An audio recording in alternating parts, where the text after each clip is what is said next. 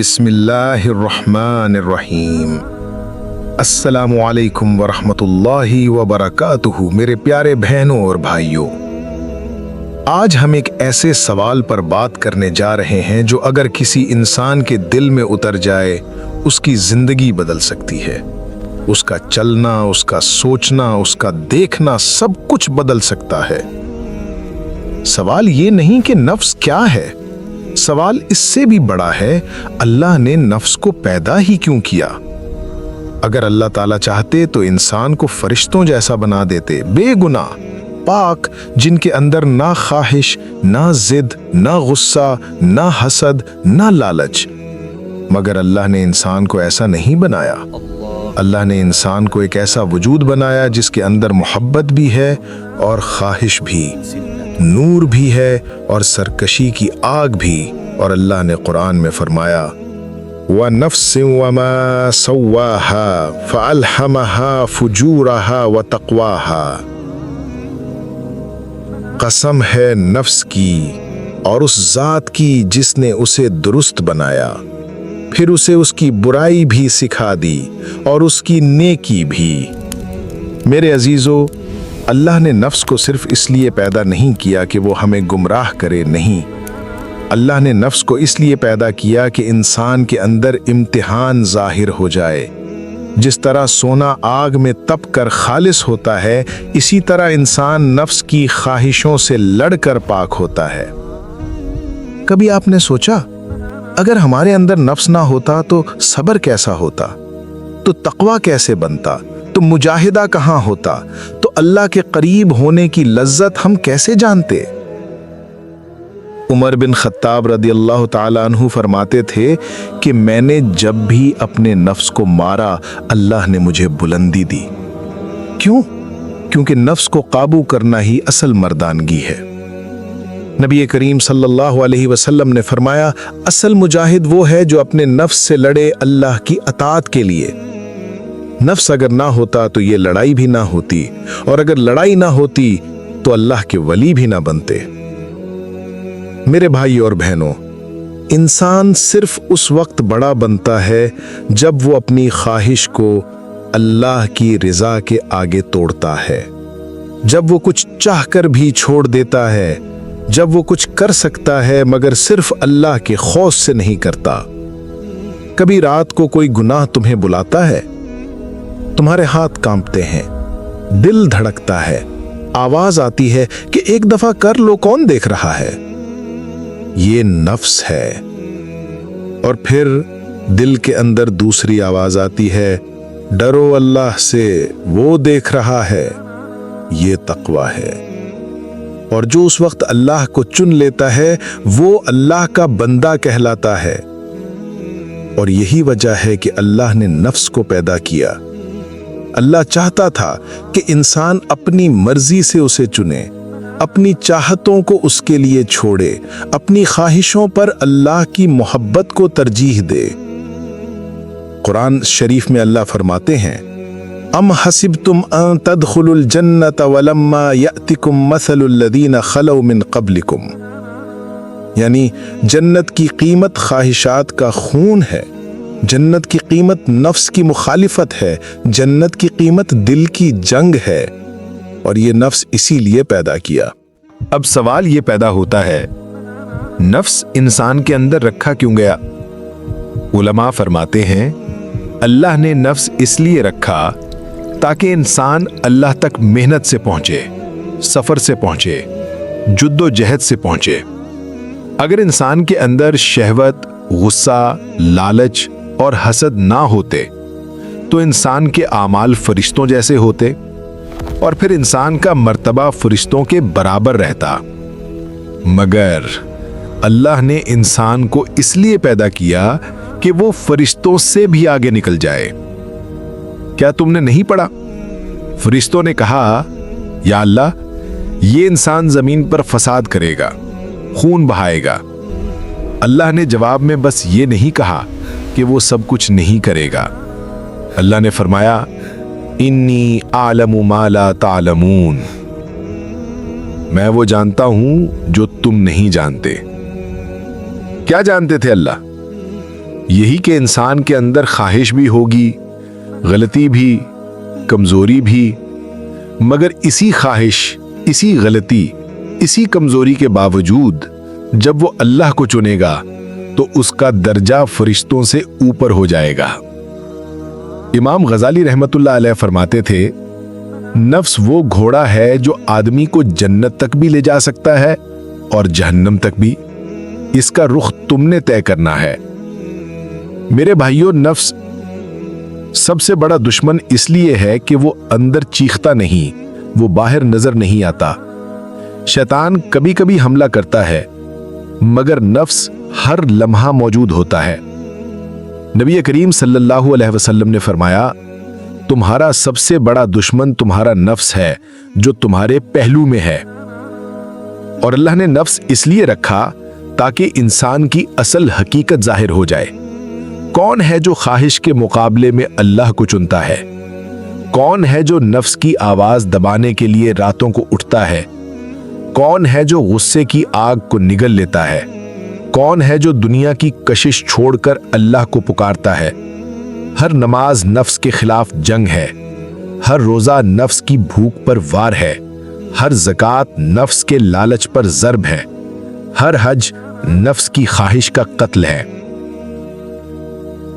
اگر نفس نہ ہوتا تو یہ ساری عبادتیں بھی نہ ہوتی، سجدہ بھی آسان ہوتا، روزہ بھی آسان ہوتا، تہجد بھی آسان ہوتا، گناہ چھوڑنا بھی آسان ہوتا، مگر اللہ نے انسان کے اندر نفس رکھا تاکہ بندہ اپنی مرضی کے خلاف اللہ کی مرضی کو چنے۔ میرے عزیزو، اللہ نے قرآن میں فرمایا، وَأَمَّا مَنْ خَافَ مَقَامَ رَبِّهِ وَنَهَى النَّفْسَ عَنِ الْهَوَىٰ فَإِنَّ الْجَنَّةَ هِيَ الْمَأْوَىٰ، اور جو اپنے رب کے سامنے کھڑے ہونے سے ڈرتا رہا اور اپنے نفس کو خواہش سے روکتا رہا تو اس کا ٹھکانہ جنت ہے۔ یہ آیت بتاتی ہے کہ جنت اعمال سے نہیں ملتی، جنت نفس کی مخالفت سے ملتی ہے۔ نفس کہے غصہ اتار دے، دل کہے نہیں اللہ کے لیے معاف کر دے۔ نفس کہے حرام دیکھ لے، دل کہے نہیں اللہ دیکھ رہا ہے۔ نفس کہے جھوٹ بول دے، دل کہے نہیں اللہ ناراض ہو جائے گا۔ نفس کہے گناہ کر لے، دل کہے نہیں آج نہیں کبھی نہیں۔ اور جو ایسی جنگ جیت لیتا ہے وہ اللہ کا خاص بندہ بن جاتا ہے۔ کبھی کبھی انسان روتا نہیں مگر دل روتا ہے، کبھی آنکھوں سے آنسو نہیں نکلتے مگر روح آنسو بہاتی ہے۔ یہ سب نفس کی کشمکش ہے اور یہی انسان کی اصل آزمائش ہے۔ نفس کو اللہ نے اس لیے پیدا کیا کہ انسان سیکھے کہ اللہ تک پہنچنے کا راستہ خواہش کو قتل کرنے سے نکلتا ہے، اپنے دل کو پاک کرنے سے نکلتا ہے، اپنے اندر کے دشمن کو ہرانے سے نکلتا ہے۔ اور اللہ کے ولی دنیا سے نہیں ڈرتے، وہ اپنے نفس سے ڈرتے ہیں۔ انہوں نے نفس کا سر کاٹا، خواہش کو مارا، اپنی چاہت کو اللہ کی چاہت کے آگے رکھا، اسی لیے وہ ولی کہلائے۔ انہوں نے نفس کو سجدے میں جھکایا، اللہ نے انہیں ولیوں میں گنتی کر لی۔ مگر میرے بھائیوں، یہ سب کچھ تبھی ممکن ہے جب نفس کو پہچانا جائے، جب نفس کے ہر حملے سے بچا جائے، اور جب دل کے دروازے پر اللہ کے نام کا دانہ پیند رکھا دیا جائے۔ تو یاد رکھو، نفس تمہارا سب سے بڑا دشمن ہے مگر تمہارا سب سے بڑا محافظ بھی۔ اگر تم اسے جیت لو تو سمجھو کہ اللہ تک پہنچنے کا راستہ پا لیا، اور اگر تم نے اس کے آگے ہار مان لی تو سمجھو کہ دنیا اور آخرت میں خود کو ہلاک کر لیا۔ تو پھر سوچو، نفس کو کیا کرنا ہے، اسے کیسے ہرانا ہے، اور کس طرح اس کے آگے اپنے اللہ کے حکم کو کھڑا کرنا ہے۔ نفس کے 3 درجے اور وجہ تخلیق۔ اور میرے عزیزو، جب انسان اللہ کی اس تخلیق یعنی نفس کو سمجھنا شروع کرتا ہے تو اس کی ایک نئی دنیا کھلتی ہے، کیونکہ نفس صرف ایک چیز نہیں، یہ 3 شکلوں میں انسان کے اندر کام کرتا ہے۔ اللہ نے قرآن میں ان تینوں کا ذکر کیا ہے تاکہ بندہ جان سکے کہ وہ کس درجے پر کھڑا ہے، اسے کہاں جانا ہے اور اللہ نے کیوں اس کے اندر یہ طاقت رکھی۔ پہلا درجہ ہے نفس امارہ، وہ نفس جو انسان کو برائی کا حکم دیتا ہے، جو انسان کو کھینچتا ہے، جو ہر گناہ کو خوبصورت بنا دیتا ہے۔ قرآن میں آیا ہے ان النفس لامارۃ بالسوء، بے شک نفس تو برائی کا حکم دینے والا ہے۔ یہ نفس انسان کے اندر پہلا حملہ کرتا ہے، دل میں وسوسہ ڈالتا ہے، یہ کر لو کوئی نہیں دیکھ رہا، یہ چھوڑ دو اس میں کیا فائدہ، نماز بعد میں پڑھ لینا، ایک دفعہ دیکھ لو کوئی مسئلہ نہیں، غصہ اتارو اپنی عزت بچاؤ، حسد کرو دل ٹھنڈا ہو جائے گا۔ یہی وہ نفس ہے جس نے قابیل کو بھائی حابیل کا خون بہانے پر اکسایا۔ یہی نفس ہے جو انسان کو ضدی بناتا ہے، سرکش بناتا ہے، اور یہی وہ نفس ہے جس نے قوم عاد، قوم ثمود اور قوم لوط کو تباہی کی طرف دھکیلا۔ اگر اللہ چاہتے تو انسان کے اندر یہ نفس امارہ رکھتے ہی نہیں، مگر اللہ نے اسے رکھا تاکہ پتہ چلے کہ کون انسان خواہش کے مقابلے میں اللہ کو چنتا ہے، کون اپنی آنکھوں کی چاہت مار کر اللہ کے لیے پاک رہتا ہے، کون رات کو سکرین بند کر کے اللہ کی خاطر اپنے دل کو بچاتا ہے۔ یہ وہ مقام ہے جہاں انسان بندگی کا آغاز کرتا ہے۔ دوسرا درجہ ہے نفس لوامہ، وہ نفس جو انسان کو ملامت کرتا ہے، غلطی کرنے کے بعد خود کو کوستا ہے، کہتا ہے یہ ٹھیک نہیں ہوا، میں کیوں گر گیا، اللہ ناراض ہو گیا، مجھے ایسا نہیں کرنا چاہیے تھا۔ یہ نفس اللہ کی رحمت کا دروازہ ہے۔ یہ نفس گناہ تو کر لیتا ہے مگر سوئے ہوئے دل کو جگاتا ہے۔ انسان رو پڑتا ہے، استغفار کرتا ہے، سینہ بھاری ہو جاتا ہے۔ یہ اللہ کی نشانی ہے کہ انسان ابھی زندہ ہے، اس کا دل مردہ نہیں ہوا، ابھی اس کے اندر روشنی باقی ہے۔ اللہ نے قسم کھائی اس نفس کی، وَلَا أُقْسِمُ بِالنَّفْسِ اللَّوَّامَةِ، قسم ہے ملامت کرنے والے نفس کی۔ کیوں قسم کھائی؟